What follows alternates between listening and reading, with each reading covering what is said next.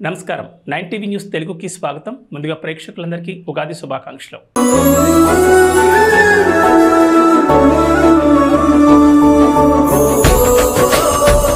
తెలుగు ప్రజలు ఎంతో పవిత్రంగా జరుపుకునే పండుగల్లో ఉగాది ఒకటి.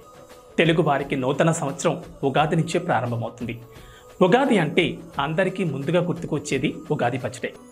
ఈ ఉగాది పచ్చడికి ప్రత్యేక గుర్తింపు ఉంటుంది.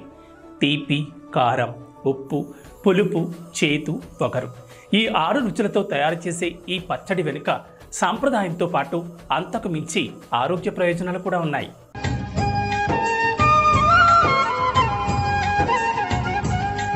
వసంత ఋతువులోకి ప్రవేశిస్తున్న తరుణంలో శారీరకంగా, మానసికంగా తలెత్తే మార్పుల్ని కట్టడి చేసి ఆరోగ్యాన్ని పదిలంగా ఉంచడానికి ఈ పచ్చడి ఎంతగానో తోడ్పడుతుంది. 6 రుచులు కలిసి ఆరోగ్యాన్ని కాపాడమే కాదు, మానవాళికి ఎన్నో సంకేతాలు కూడా ఇస్తుంది. సుఖదుఖ సమ్మిళితమైన మానవ జీవితానికి సంకేతమని పెద్దలు చెప్తూ ఉంటారు. మానవులు సుఖాలకు పొంగిపోకుండా, దుఃఖాలకు కృంగిపోకుండా రెండింటినీ సమానంగా స్వీకరించాలనేది దీనిలోని పరమార్థం అంటున్నారు పండితులు. తెలుగు ప్రజలందరూ కూడా ఉగాది రోజు తప్పనిసరిగా ఉగాది పచ్చడి తినడం జరుగుతుంది. పెద్దవారు, పిల్లలు అందరూ కూడా గుడికి వెళ్ళి సాంప్రదాయంగా ఉగాది పచ్చడి సేకరించి అప్పుడు ఇంటికి వెళ్ళడం జరుగుతుంది. తెలుగు వారికి నూతన సంవత్సరం కాబట్టి ఎంతో భక్తి శ్రద్ధలతో ఉగాది చేసుకోవడం జరుగుతుంది. ఉగాది ఈ పేరు చెబితే చాలు 6 రుచులు కలగలిపిన ఉగాది పచ్చడి గుర్తుకొస్తుంది. తెలుగు ప్రజలకు నూతన సంవత్సరానికి నాంది ఈ పర్వదినం. అత్యంత భక్తి శ్రద్ధలతో ఘనంగా జరుపుకుంటారు.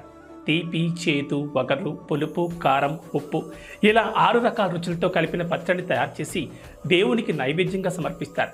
అనంతరం ఇంటిల్లపాది స్వీకరిస్తారు.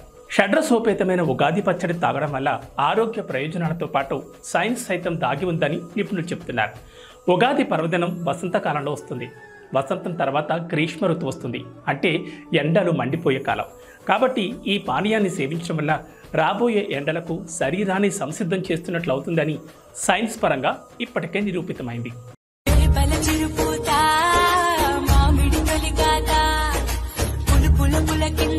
అసలైన కొత్త సంవత్సరం అంటే జనవరి 1తో ప్రారంభమవదు.